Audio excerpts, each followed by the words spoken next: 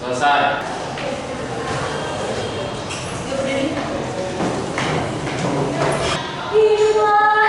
Indonesia Raya, Indonesia airku. Absen dulu.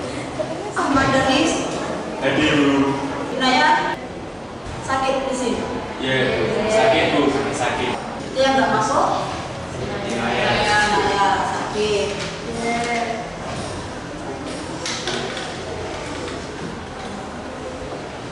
Oke, kita sudah ketemu pertemuan kedua. Pertemuan pertama kemarin kita bahas tentang taat aturan. Masih ingat materinya taat aturan? Inti dari taat aturan itu kita disuruh apa?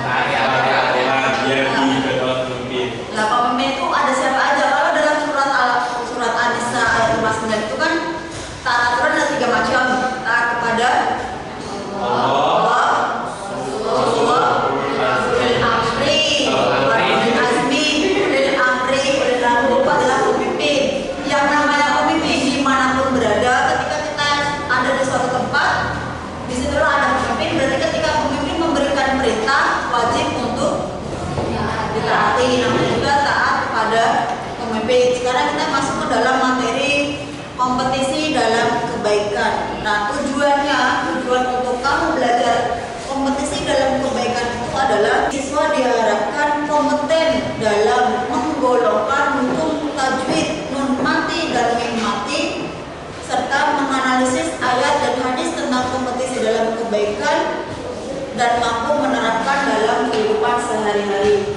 Jadi nanti hari ini kita belajar tentang tajwid, nun mati dan mim mati. Kita masuk ke dalam materi kompetisi dalam kebaikan. Quran surat Al-Maidah dibuka, dibaca bareng-bareng. Bismillahirrahmanirrahim. Walau sya'allahu laja'alakum ummatan wahidatan walakin liyabluwakum fima atakum fastabiqul khairat. Itu Quran surah Al-Maidah yang menekankan pengertian tentang fastabiqul khairat, yaitu berlomba-lomba dalam kebaikan. Kompetisi dalam kebaikan. Kompetisi itu apa? Jadi kompetisi dalam kebaikan, kalau biar kamu hafalnya gampang, berarti berlomba-lomba dalam kebaikan. Berlomba-lomba dalam kebaikan itu apakah harus diperlihatkan oleh seseorang? Nah, coba dilihat ada gambar sebelah kanan dan gambar sebelah kiri. Kalau gambar sebelah kanan ini kan menunjukkan bahwa dia masing-masing orang dia berlomba-lomba, dia berlari. Di situ kan gambarnya mereka orang itu kan berlarian. Dalam arti kan mereka berlari itu kan untuk mengejar impiannya mereka. Mereka berlomba-lomba dalam hal untuk mendapatkan apa yang dia inginkan, berlomba-lomba dalam kebaikan, untuk melakukan suatu hal yang baik. Kalau yang gambar sebelah kiri di sini ada gambar bedah rumah. Orang melakukan bedah rumah untuk menolong orang, tapi dalam hal lain di situ disyuting, masuk TV, dipertontonkan sama orang, dilihat orang banyak. Ada sifat sombong nggak di situ? Ada niatan sombong nggak? Tapi dalam hal lain, kalau orang yang nggak paham, pamer, berbuat baik aja, dilihat-lihatkan ke orang. Tapi di satu sisi ada makna, biar kita niat berbuat baik itu biar mengajak orang. Jadi ada media TV, biar orang-orang lihat TV, orang-orang itu biar lihat kalau saya sudah berbuat baik. Tapi kita nggak punya niat untuk sombong ya. Berbuat baik kan nggak ada niat untuk sombong, tapi kan mengajak orang untuk berbuat kebaikan. Nah, itulah fastabiqul khairat, untuk berlomba-lomba dalam hal kebaikan. Masalah orang berbuat baik dilihat orang baik apa buruknya kan kembali ke yang menilai. Yang penting ketika kita berbuat baik asli dari hati. Orang menilai dia pamer, dia sombong, itu urusan orang. Yang penting saya beribadah pada Allah itu benar-benar asli untuk berbuat kebaikan. Nah, itulah tema kita kali ini. Kita masuk ke dalam hukum tajwidnya. Metode yang digunakan sekarang adalah karcot. Jadi Bukna di sini punya kartu,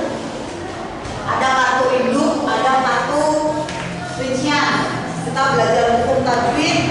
Hukum tajwid yang ditekankan untuk materinya adalah nun mati dan mim mati. Ada berapa nun mati?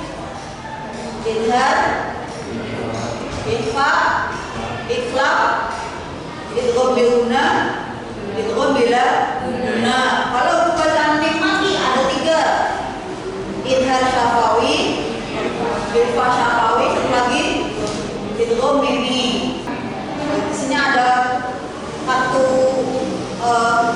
induk, di sini ada satu rincinya. Cara bermainnya nanti kartu ini dibagi ke setiap peserta didik, bisa dapat 1, bisa dapat 2, boleh dapat 3, silakan sesuai dengan jumlah yang ada di sini.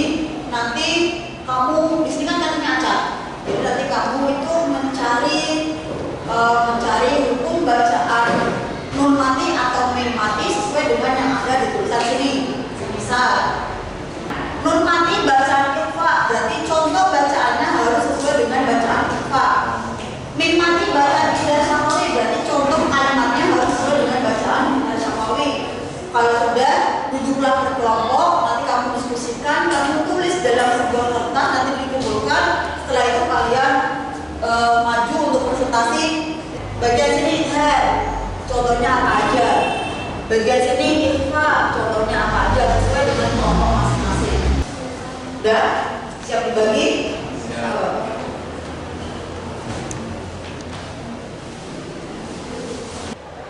Udah dapat kartu masing-masing? Ya.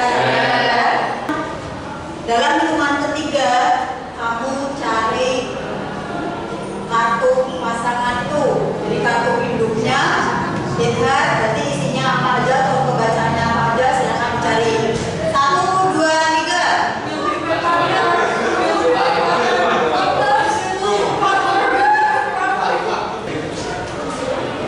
Kalau udah ketemu pasangannya, silakan duduk bareng. Nyari kartu pasangannya susah apa? Lumayan. Kan ada kartu induk, ada kartu anak induknya. Kartu induknya itu berarti yang bacaan idhar, ikhfa, iqlab, dan lain-lain. Kelompok pertama yang mendapatkan kartu induk bacaan idhar, silakan maju.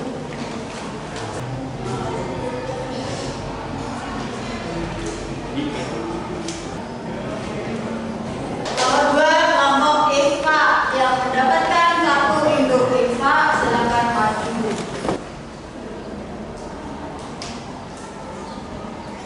Terakhir adalah kelompok idgham bila guna. Yo, yang mendapatkan kartu induk idgham bila guna.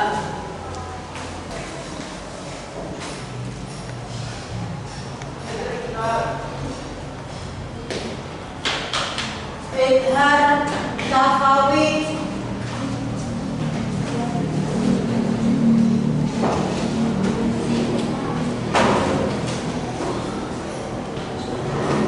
Assalamualaikum warahmatullahi wabarakatuh.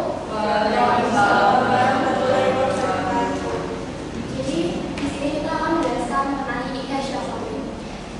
Bacaan idhar syafawi adalah bacaan ketika mim mati atau mim sukun bertemu dengan huruf selain ba dan mim.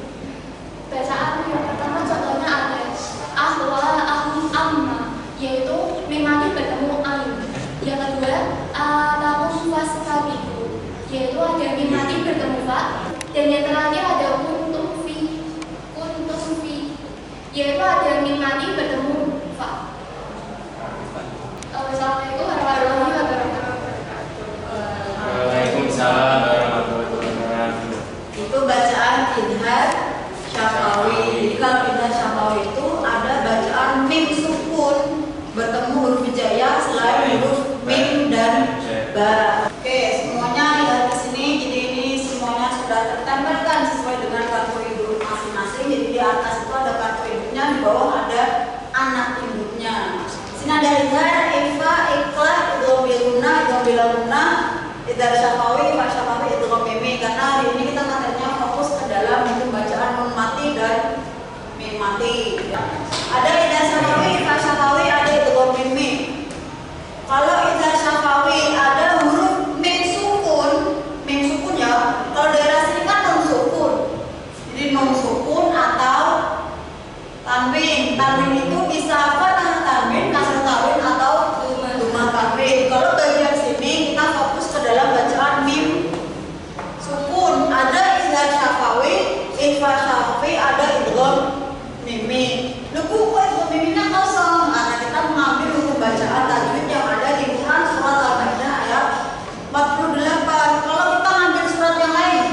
contoh meme apa? Meme sukun bertemu dengan meme.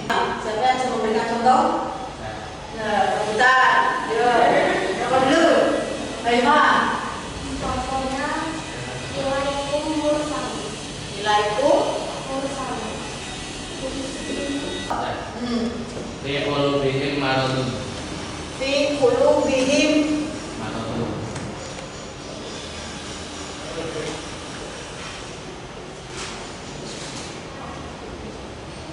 Ada meme sukun bertemu dengan meme. Bisa hafal semuanya? Paham?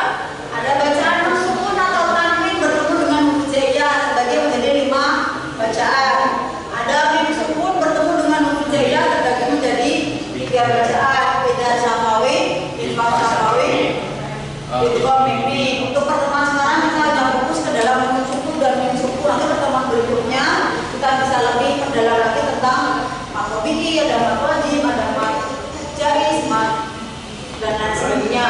Karena namanya masih berkelompok, silakan duduk sesuai dengan tadi nomor masing-masing dan hasil berdiskusi silakan dibuka.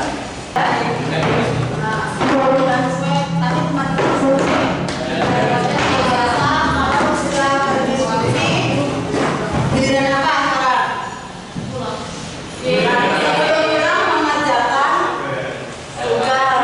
Kalau kelompok nilainya per kelompok, kalau tugas berarti nilainya soalnya ada 5 soal, silakan dikerjakan. Sini ada LKPD-nya, silakan dikerjakan. Nanti dikumpulkan, oke? Nilainya jadi dan LKPD dikerjakan sendiri, namanya pelajarannya.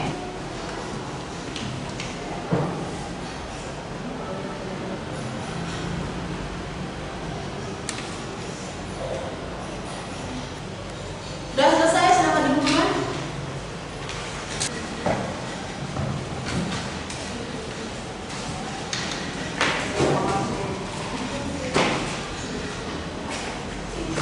Sebelum berakhir di sini silakan lihat di sini pesan-pesan isi kandungan yang terkandung atau yang tertuang dalam surat Al-Maidah ayat 48 menurut tafsir Al-Misbah. Yang pertama, bahwa Al-Quran diturunkan oleh Allah dengan kebenaran, yakni benar dalam kandungannya, cara turunnya maupun yang mengantarnya turun, yaitu malaikat Jibril.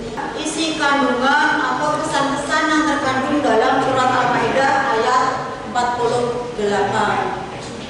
Dari sini ada yang bertanyakan materi yang didapatkan dari itu dapat apa? Jadi materi yang dapat kita ambil dari sini itu kompetisi kebaikan itu yaitu bersaing atau berlomba-lomba dalam kebaikan dengan tujuan yang baik dan benar. Terus untuk materi terakhir yang dapat kita ambil tadi itu ada hukum bacaan. Di Quran surah Al-Maidah ayat 48 itu yang pertama ada idhar. Idhar itu adalah bacaan yang jelas. Jadi bacaan idhar itu ada 6 huruf hijaiyah, yaitu ada alif, ha, kha, ain, jim, dan ha. Terus yang terakhir itu ada igomimi. Igomimi itu terjadi ketika mim mati bertemu dengan mim. Contohnya yaitu seperti yang ditulis di papan tulis yang pertama ada iwa itu mursalun, itu mim mati bertemu mim dan seterusnya. Saya kira cukup sekian pembelajaran yang dapat kita ambil hari ini. Assalamualaikum warahmatullahi wabarakatuh.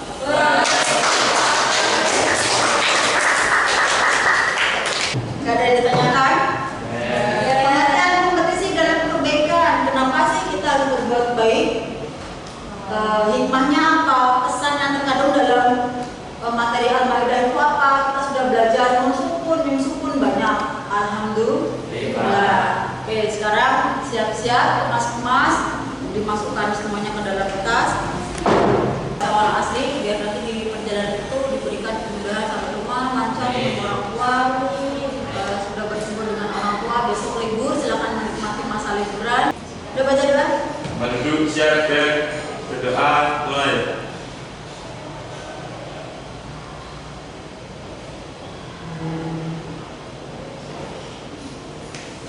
Selesai. Beri sahabat. Selamat siang, Bu.